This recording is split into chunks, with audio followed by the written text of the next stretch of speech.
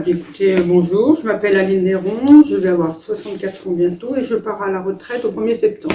Je travaille à l'IME depuis 29 ans. J'ai commencé par faire des remplacements sur l'IME après ma formation d'AMP. Puis après, j'ai été embauchée ici au 1er juillet 98. J'ai été la première AMP à l'IME.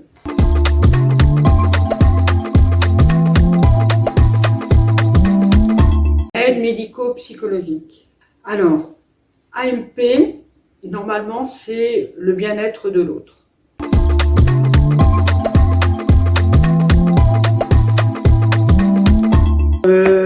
Au départ, j'ai fait une formation d'employé de bureau, donc j'ai travaillé 6 mois dans un bureau à la sortie de mes études.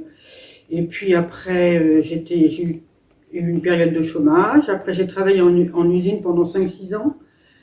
Et puis par la suite, j'ai élevé mes 2 filles.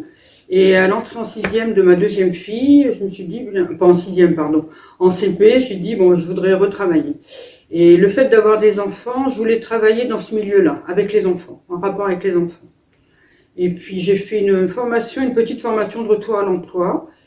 Et puis on m'a proposé de travailler ici à l'IME, voir, découvrir. Donc c'est là que j'ai vraiment découvert le milieu du handicap.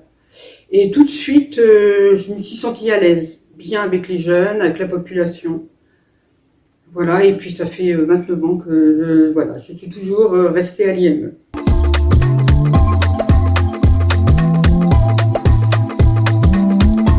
Alors moi, je peux parler d'une journée type sur mon groupe, parce que chaque groupe est différent. Nous, on fonctionne avec ma collègue, ils ont un emploi du temps. Et puis voilà, tout est, je vais pas dire programmé, mais tout est marqué pour la journée. Ils le savent quand ils arrivent, mais tout est modulable aussi. Nous, on ressent avec ma collègue quand ils ont besoin de faire un travail comme ça ou pas, ou c'est selon leur envie, leurs humeurs, ce qui prévaut, ce qui présage la journée en fin de compte. Quand ils arrivent le matin, on sait comment la journée va se passer. S'ils ont mal dormi, si c'est mal passé dans le bus, il y a plein de choses. Mais ça, c'est à force de les connaître, de les côtoyer, on arrive à sentir ces choses-là.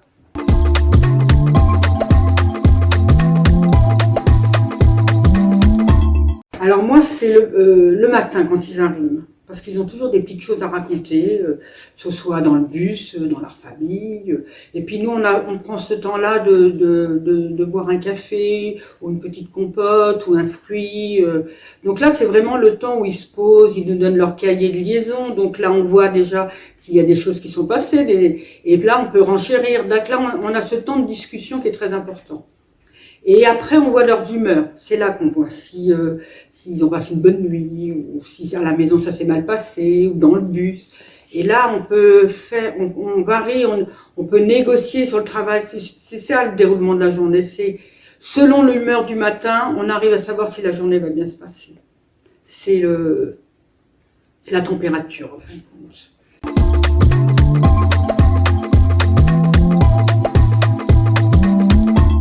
Le besoin d'aider, je sais pas, de me rendre utile. J'avais l'impression qu'ils avaient besoin de moi. Je sais pas, c'est peut-être le fait d'être maman qui fait que. Je sais pas, je me suis toujours sentie bien. Et c'est vrai que quand j'ai travaillé sur différents groupes, quand j'ai fait des remplacements sur différents groupes, j'ai fait en fin de compte tous les groupes. Pendant 2 ans, ça a été comme ça. J'ai même fait les ménages après mon travail. Enfin, c'est toujours à l'IME. Et j'avais besoin, je trouvais ça très intéressant, qu'on pouvait leur amener des choses. Et puis le contact, c'est un contact facile quand même.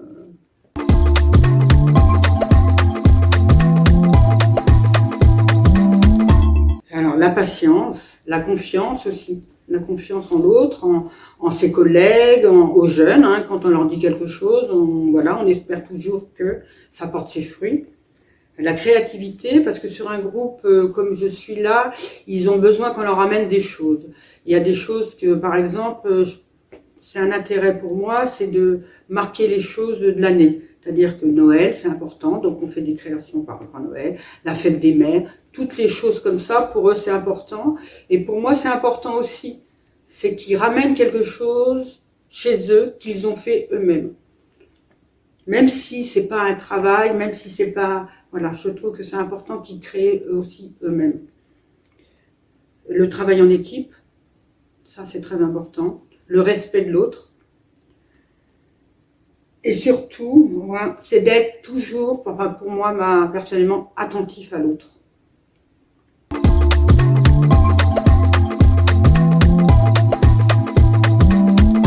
Des évolutions, oui. J'ai connu 7 directeurs. Donc, à chaque direction, des changements nouveaux, mais toujours bénéfiques pour l'établissement, pour la relation avec les jeunes, avec... voilà.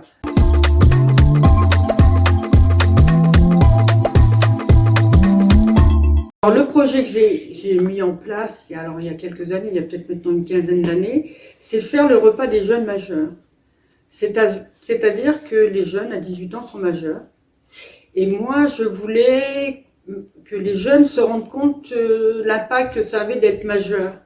Et c'est vrai que dans l'établissement, les jeunes ne le savent pas, l'impact que ça peut faire. Donc, j'avais mis en place un projet, c'est-à-dire un atelier cuisine pour tous les jeunes majeurs, c'est-à-dire les jeunes qui avaient 18 ans, mangeaient à part des autres.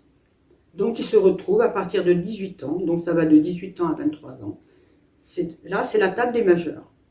Dans un atelier spécifique où on fait la cuisine et on mange entre nous, entre majeurs. Ça permet aussi aux autres jeunes, voilà, qui ont 17 ans, qui viennent me voir, me disent « Moi, l'année prochaine, je mange avec vous. » Et ça me fait plaisir. Voilà, ils savent qu'il y a... voilà, ils vont passer le cap des majeurs, ils vont manger avec les majeurs, avec les grands.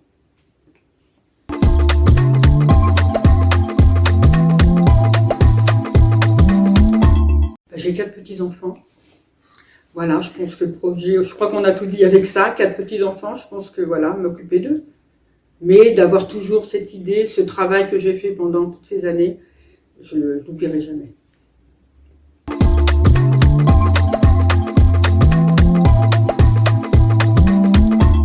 Les jeunes. Je suis très attachée à tous, même ceux qui sont partis. Et rien que d'y penser, ça va... Déjà, j'y pense que je vais partir. Et voilà, c'est tout ça.